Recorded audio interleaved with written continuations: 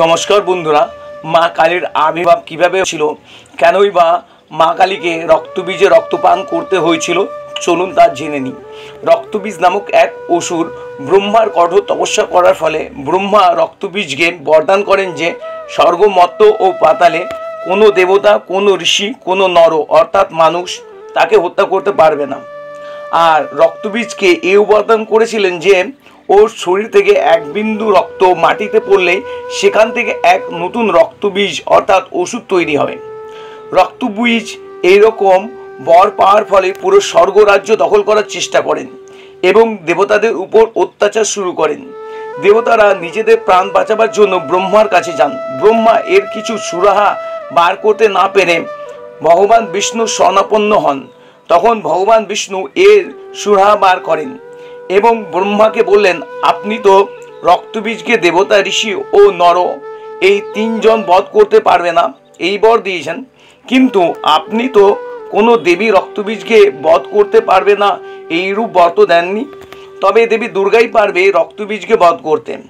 তারপর ব্রহ্মা, বিষ্ণু, মহেশ্বর ছাড়াও অন্য দেবতারা মিলে দেবী দুর্গাকে রক্তবীজের বিরুদ্ধে যুদ্ধ করার জন্য প্রস্তুত করেন। দেবী দুর্গা রক্তবীজের সাথে যুদ্ধে রাজি হলো। যখন রক্তবীজকে মারতে যান তখন তার শরীর থেকে বের হওয়া রক্ত মাটিতে পড়ার সাথে সাথে আবার নতুন অসুর অর্থাৎ রক্তবীজ উৎপন্ন হচ্ছে। তখন দেবী দুর্গা রক্তবীজকে মারতে অসমর্থ হয় মাতা কালীকে আহ্বান করেন। মাতা কালীর সেই উগ্র রূপ রক্তবীজকে হত্যা করতে থাকে, আর রক্তবীজের রক্ত যাতে মাটিতে পড়ে না যায় সেই জন্য রক্তবীজের রক্ত মা কালী পান করতে শুরু করে যায়। এই কারণেই মা কালীর আবির্ভাব হয়েছিল।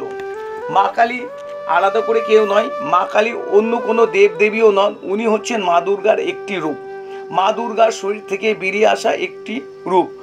মা কালী অসুরদের বধ করার জন্যই এই মা কালীর আবির্ভাব হয়েছিল। সুতরাং মা কালী আর মা দুর্গা এটি কোনো আলাদা দেব দেবী নয়। আমরা কোনো সময় কিন্তু মা কালীর বাল্য রূপটা জানি না, অর্থাৎ যে মা কালীর বাল্য রূপটা, কারণ মা কালীর বাল্য রূপই হলো মা দুর্গার বাল্য রূপ, অর্থাৎ মা কালীর আলাদা করে কোনো বাল্য রূপ নেই। মা দুর্গা থেকে সৃষ্টি হয়েছে মা কালী।